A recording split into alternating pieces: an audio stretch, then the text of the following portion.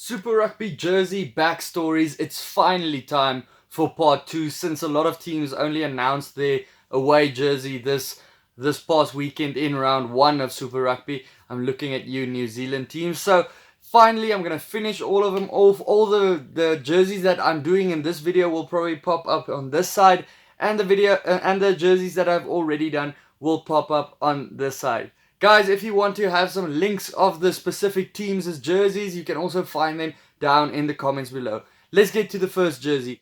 The Blues away jersey, not this one, this is a very old one. All the New Zealand home jerseys has been out for a very long time, but the New Zealand jerseys, the away jerseys have only been announced in week 1 of Super Rugby. We've already seen the Hurricanes as away one.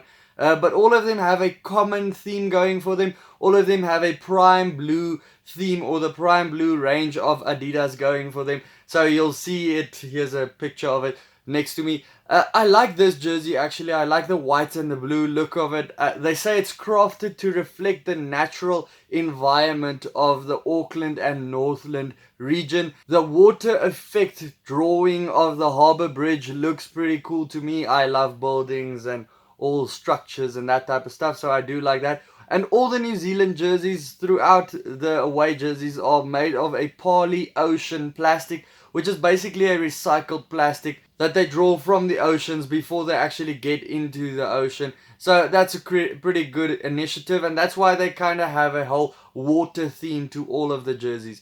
Then the Chiefs away jersey, it's a turquoise blue jersey. It's definitely a new color for them, and they say the material and the design reflects the natural contributing waterways to the Chiefs region, and also the different regions that breathe life into the Chiefs club. So yeah, that is a cool message with it, but I'm not too fond of the jersey itself. If I look at it at first glance, I don't know, it kind of reminds me of a fairy tale or a mermaid or something like that. I don't know what your thoughts are, but I'm not a big fan of it. Then the Crusaders won another blue jersey. It's based on the braided rivers going through the backbone of the region, and it's intertwined with the peaks of the Alps down there. So that looks pretty cool to me, the Crusaders jersey. The Highlanders jersey, you can guess the color, it's blue again, but this time it's a little bit darker. I do like this color.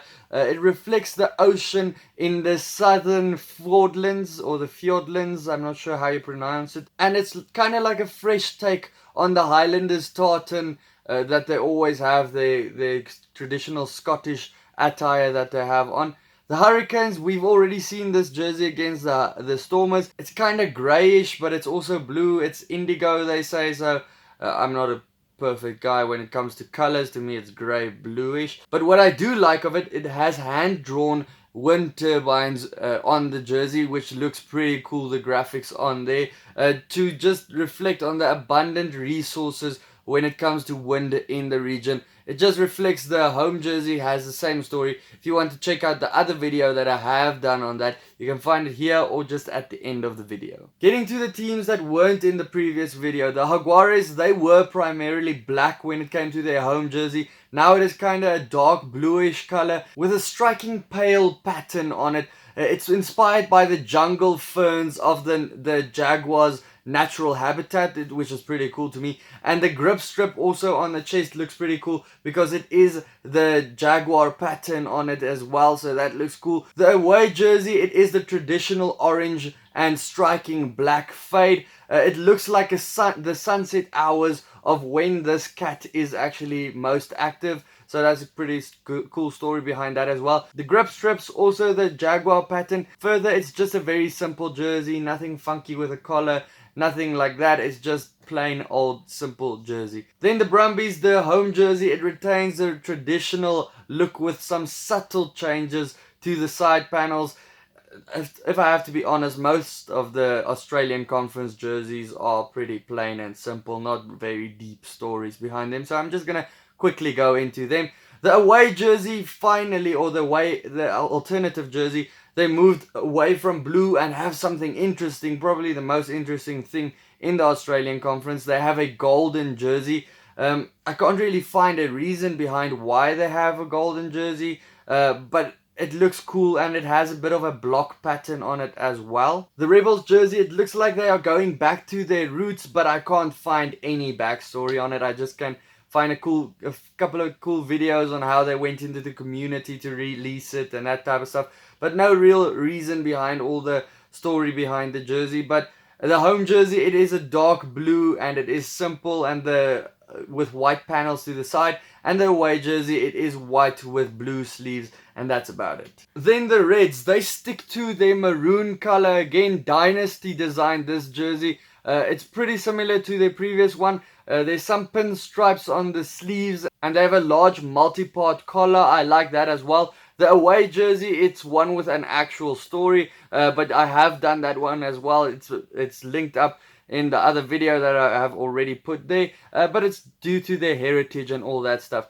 The Sunwolves, probably the only team with an actual story in the Australian Conference, but it is actually still their 2019 jersey. But just to tell you the cool story behind it, it is both of the jerseys are built behind the phrase of Wolves win worldwide. So it's 3 W's on their jersey. The W's are pointed to the bottom, so it represents the Wolves' fangs. And it's signaling an attacking and domineering intent of the team. So that's pretty cool to me. Has some meaning behind it. Last team on my list, it is the Waratahs. It is the first kit by X-Blades in the Super Rugby. Their home jersey, it's retained its history with the sky blue. It added a little bit of navy panels and strips on the arms, but that's about it. No story there. The away jersey, it is predominantly white with thin sky blue hoops around it, and also no story there. If there is any story behind the Rebels or the Reds or any one of them that I have missed, please leave it in the comments below. I would like to read them. I'm sure some other viewers would also like to read them. Guys, let me know your favorite jersey so far in this season. I'm going to do a rankings video also as soon as I have actually seen all the jerseys on the field. Further than that, I hope you are enjoying the Super Rugby. Join the Superbru pools, and then I'll see you for the next one. Cheers.